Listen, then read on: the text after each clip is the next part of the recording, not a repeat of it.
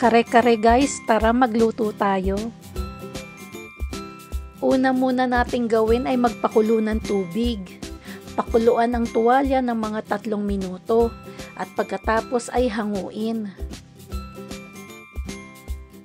Ganon din ang gawin sa mga buntot ng baka.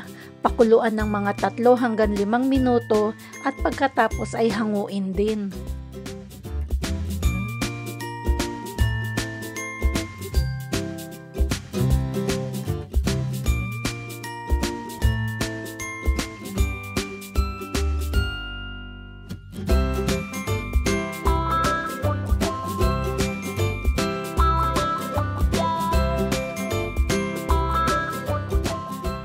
Itapon ang tubig na pinagkuluan at pagkatapos ay hugasan ang mga ito at i-set it aside muna.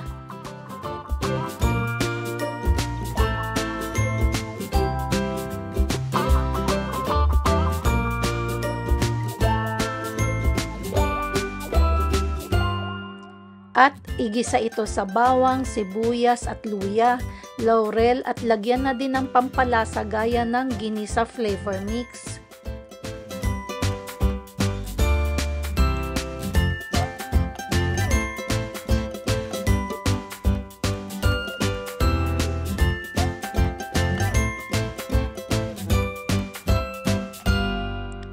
Gagamit ako ng pressure cooker sa pagpapalambot nito.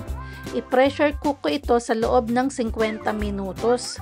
Kung wala kayong pressure cooker ay i-simmer nyo ito sa mahinang apoy sa loob ng 4 na oras or hanggang sa lumambot ang tuwalya at buntot ng baka.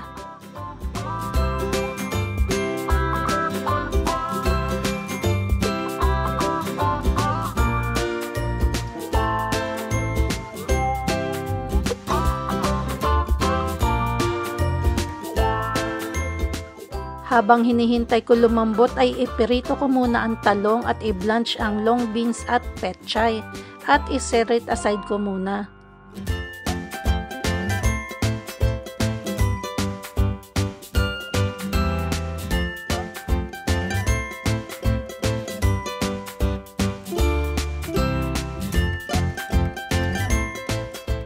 At makaraan nga ang 50 minutos ay malambot na ang tuwalya at buntot ng baka. Hanguin at salain ang sabaw.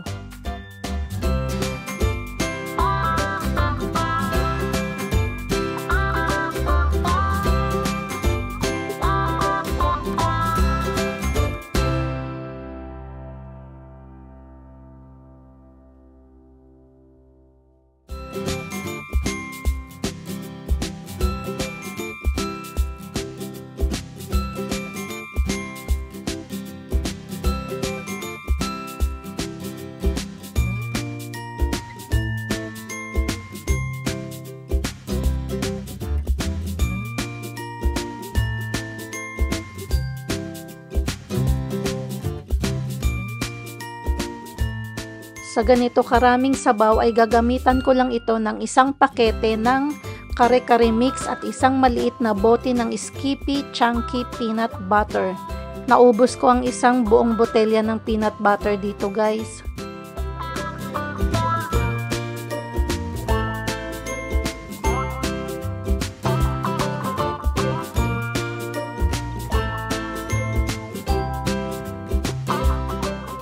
Haluin lang hanggang sa medyo lumapot ang sabaw at ilagay na uli ang pinalambot na tuwalya at buntot ng baka.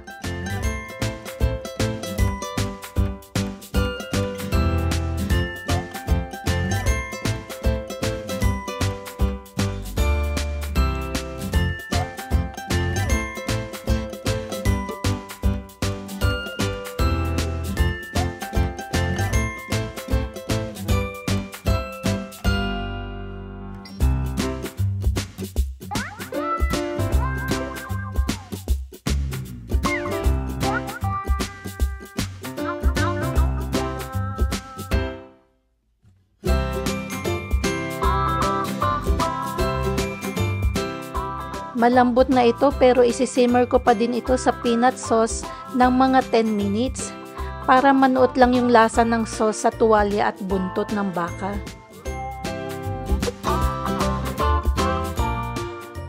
After 10 minutes ay it's done cooking na. Ako lang naman kakain kaya no need beautiful presentation. Ipatong ko na lang ang mga gulay.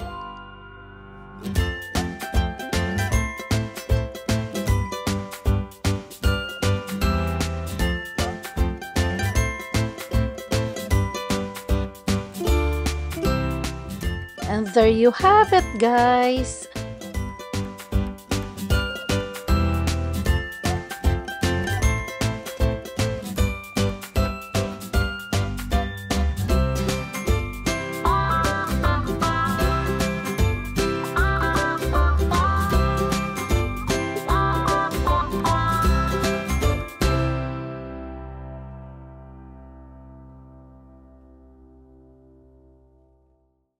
Siyempre, hindi kompleto pag walang bagoong.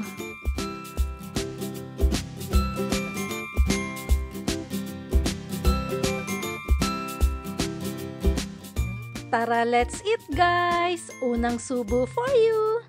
And thanks for watching!